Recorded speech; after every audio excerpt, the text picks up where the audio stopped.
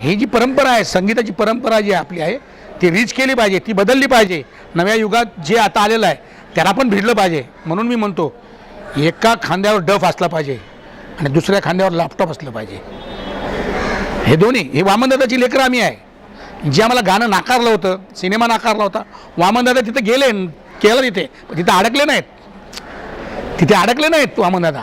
त्यांनी सिनेमा केला, तिथली गाणी लिहिली, परत आले रस्त्यावर आणि तिथे परत जाऊन वाड्या वस्त्यांवर जाऊन एक हार्मोनियम आणि असं करून कार्यक्रम करत होते. मी सुद्धा वामनदादांचाच लेकरू आहे. तुमच्या तरुणाच्या ओठावरची गाणी सांगा, आम्ही तुम्हाला तुमच्या देशाचं भविष्य सांगतो.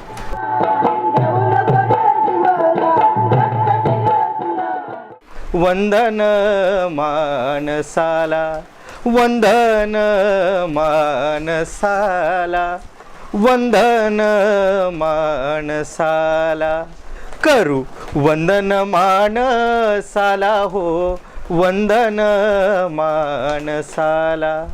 ही समता गौतमाची अन ममता ही मानसाला, वंदन मानसाला, वंदन मानसाला. केंद्रबिंदू हा माणूस आहे. कुठल्याही चळवळीच्या आणि कुठल्याही व्यवस्था परिवर्तनाच्या केंद्रबिंदू हा माणूस आहे. त्यामुळे जर माणसाला आपण इथून डावललं ना तर काहीच राहत नाही. म्हणून प्रथम दर्शनी आपल्याला माणसावरच विचार करावा लागेल. करू वंदन माणसाला हो, वंदन हे माणसाला.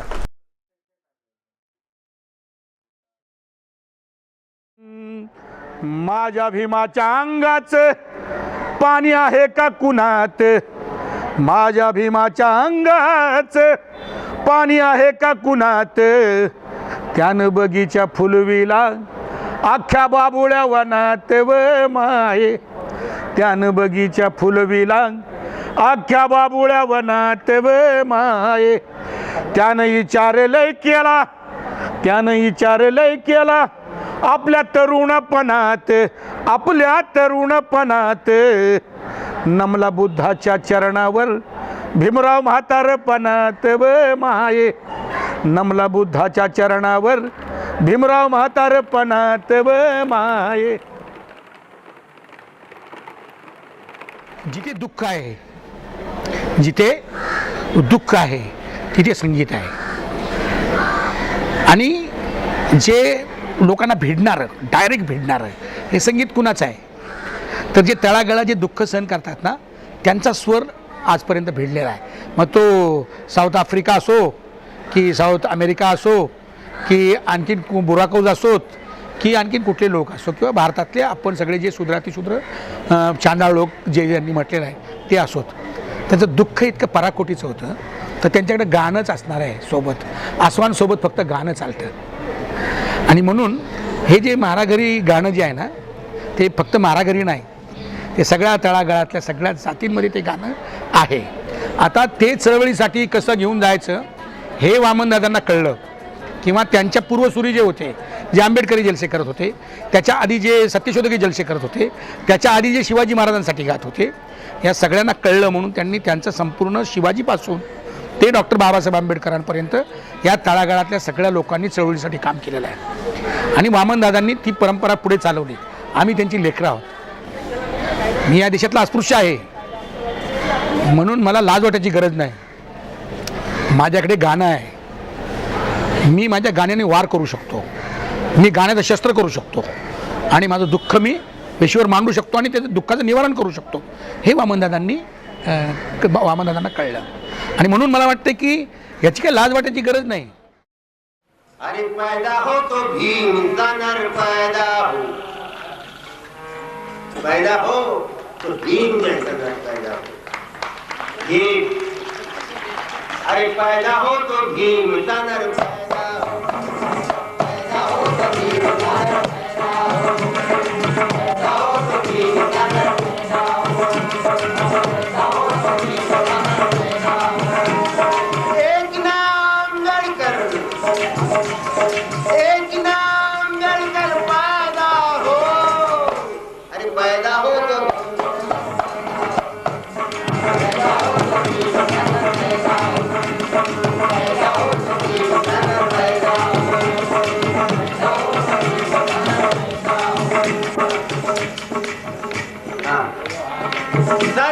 झुकाने वाले, ये सर झुकाने वाले। अरे सर झुकाने वाले तेरा सर क्या है? सर झुकाने वाले तेरा सर क्या है? सर झुकाने वाले तेरा सर क्या है? सर झुकाने वाले तेरा सर क्या है? सर झुकाने वाले तेरा सर क्या है? सर झुकाने वाले तेरा सर क्या है? सर झुकाने वाले तेरा सर क्या है? सर झुकाने वाले तेरा सर क्या है? सर झुकाने वाले तेरा सर क्या है? सर झुकाने वाले तेरा सर क्या है?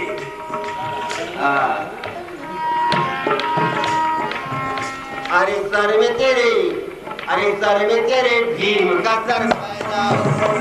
सर में तेरे भीम का सर पैदा हो। वामनदादा कर्डक हे ऐकल्यावरती मला गाणं आठवतं, जखडबंद पायातील साखर दंड, तडातड तुटले ती ठोकतात दंड. म्हणजे ही जी वामनदादाची शैली होती विद्रोही लिखाण करण्याची आणि त्यामध्ये आंबेडकर मांडण्याची, वामनदादाचा एक बेंच मार्क या राहिलेला आहे आतापर्यंत या पूर्ण गायकांमध्ये.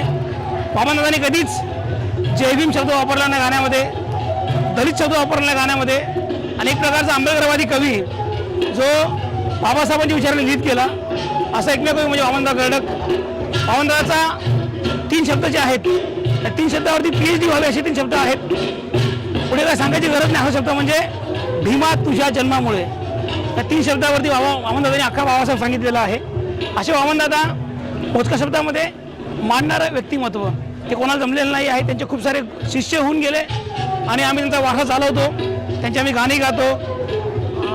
वामनदादा कर्डकांचा वारसा घेऊन आणि त्यांच्या लेखणीची प्रेरणा घेऊन आम्ही लिहिण्याचा प्रयत्न करतो. आणि अशा प्रकारे हा जो त्यांचा एक गाणं जे आहे तांडा चालला, हा तांडा घेऊन आम्ही चाललेलो आहोत.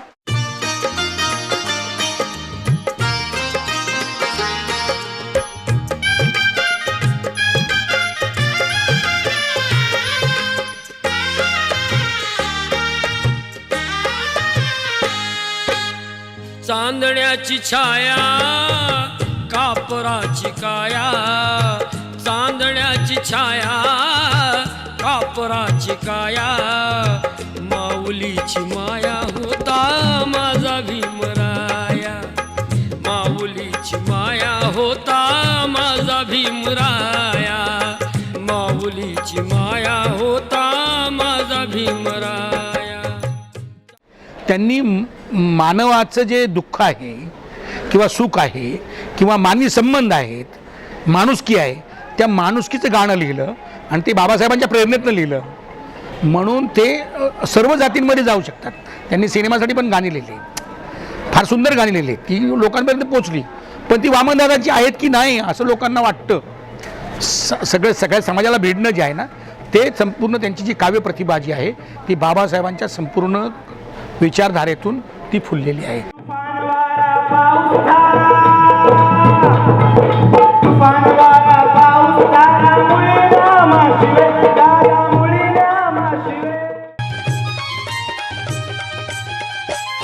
हल्ल्यावरती होती हल्ले आमचे अभंग बाले किल्ले, हल्ल्यावरती होती हल्ले आमचे अभंग बाले किल्ले, असाच ताठर माथा आमचा जरा न खाली लवे, असाच ताठर माथा आमचा जरा न खाली लवे. तुफानातले दिवे आम्ही तुफानातले दिवे, तुफानातले दिवे आम्ही तुफानातले दिवे.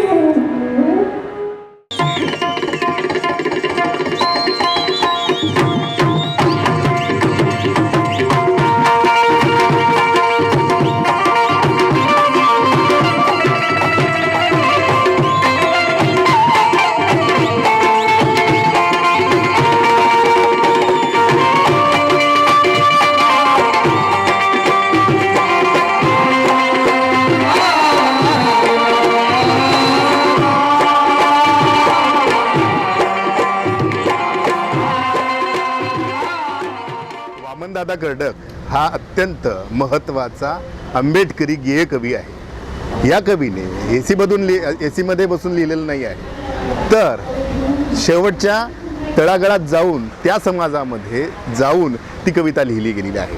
म्हणजे ती काही हस्तिदंती मनोऱ्याचं वर्णन करत नाही, तर आंबेडकरी जाणिवेची तळागाळात लिहून सामान्य माणसाचा एक प्रकारे व्हॉइस मांडणारी कविता वामनदादा कर्डकांनी लिहिली. त्यांची कविता जी आहे ती सर्वसामान्य माणसाच्या बोलीभाषेमध्ये होती. ती सर्वसामान्य माणसाची भाषा बोलत होती, सर्वसामान्य माणसाचं दुःख वेदना सांगत होती. आणि हे जग बदललं पाहिजे, जग बदल घालू घाव, अशा प्रकारची भूमिका वामनदादा कर्डकची होती. हो राम दाखवा रे तुमचा, राम दाखवा रे, वामनला त्याची थोडी चवी दाखवा रे, वामनला त्याची थोडी चवी दाखवा रे. बोलले पुजारी आता धेड ज्ञानो जा, बोलले पुजारी आता धेड ज्ञानो जा, उघडलाच नाही काळ रामाचा दरवाजा. माझे एक मित्र होते कल्याणचे, राजन लादे नावाचे गझलकार. आम्ही एकत्र कार्यक्रम करायचो. त्यांना एकाने म्हटलं होतं की तुम्हाला जर मराठीतले काही शब्द अडले तर तुम्ही ज्ञानेश्वरी उघडा, तुम्हाला पाहिजे तेवढे मराठी शब्द मिळतील.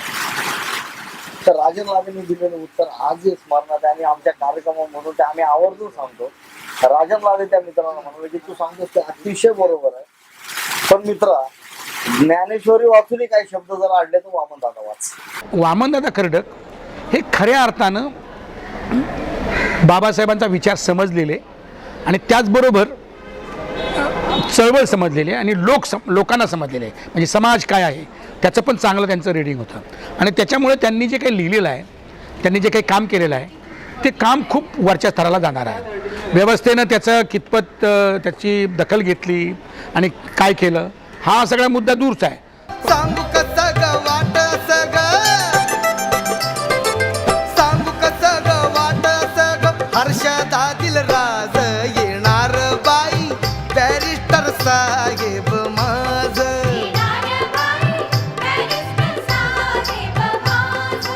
गुणी गुणाचा राधा दिनांचा, गुणी गुणाचा राधा दिनांचा, थाटण्या संसार साज येणार बाई, बॅरिस्टर साहेब माझ.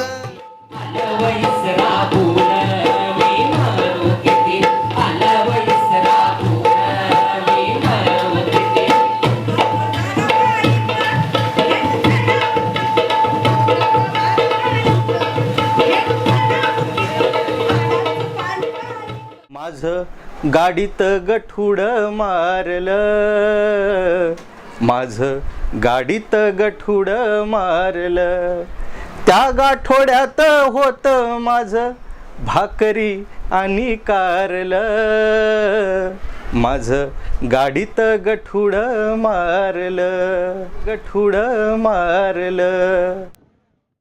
खूप अशी गाणी आहेत जी आपल्याला अजूनही माहीत नाहीत वामनदादांची, वामनदादा जिथं गेले लिहिलं आणि तिथल्या तिथं सोडून आले. असे बरीच गाणी आहेत.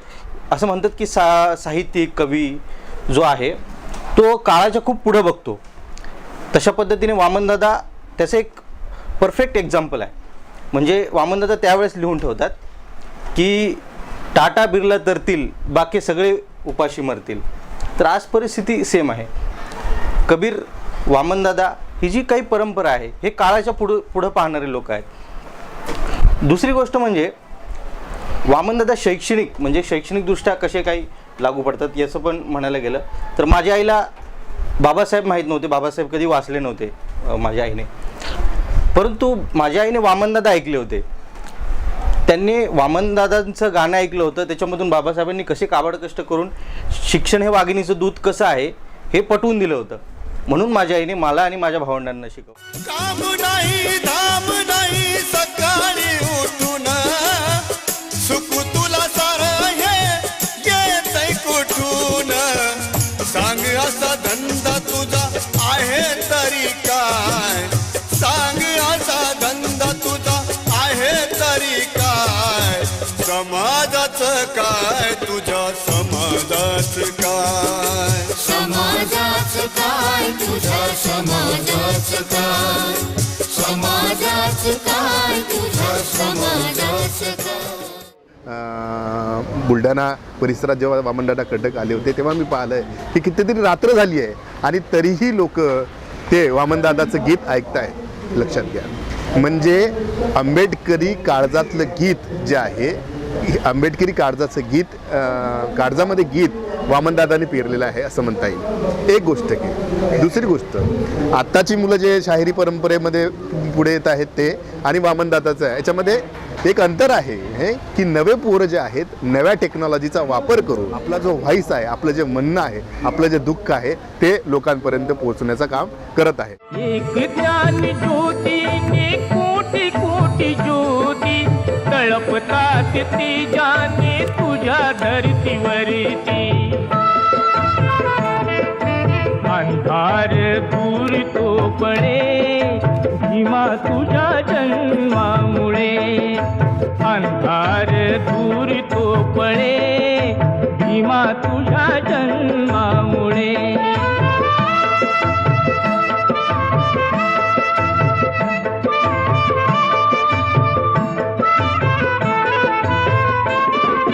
जखडबंद पायातील साखळ दंड तडातड कुठले तू ठोकताच दंड. झाले गुलाम मोकळे भीमा तुझ्या जन्मामुळे. नवं ग्लोबलायझेशन आलेलं आहे आणि प्रचंड मोठी उलथापालथ समाजामध्ये होत आहे. मूलतत्ववाद वाढलेला आहे आणि लेखकाचा कवीचा आवाज बंद पडतो की काय, लोकांचा विचार करण्याचा मेंदू संपलेला आहे. डेड ज्याला मेंदू म्हणू अशी अवस्था आहे आणि व्हर्च्युअल वर्ल्डमध्ये सगळे लोक वावरत आहेत. अशामध्ये तुमचं माणूसपण, तुमचा सद्विवेक विचार जो आहे, आंबेडकरी विचार खांद्यावर घेऊन ते या ऊन वाऱ्या पाऊस धाऱ्यातनी खांद्यावर सक्षमपणे घेऊन आज तळागाळातल्या शेवटच्या माणसानं उभा आहे. मला असं वाटते तेच आजही वामनदादा कर्डकांचं भौतिक सुख आणि भौतिक कोणत्याही प्रकारची अन्न, वस्त्र, निवारा, शिक्षण या सगळ्यासाठीचा सगळं संघर्ष चालू आहे असताना तरीही निळा झेंडा त्या सामान्य माणसाच्या खांद्यावर आहे. आणि मला तेच गाणं आवडते, ते रेलेव्हंट गाणं आहे. आज आहे ऊन वारा पाऊस धारा मुळीच ना आम्हा शिवे, आम्ही तुफानातले दिवे, आम्ही तुफानातले दिवे.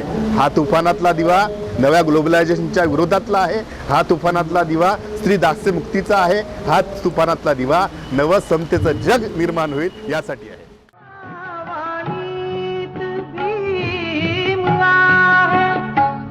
कर्णीत भीम असता, कर्णीत भीम असता, वर्तन तुझ्या पिलाचे सारेच चोख असते.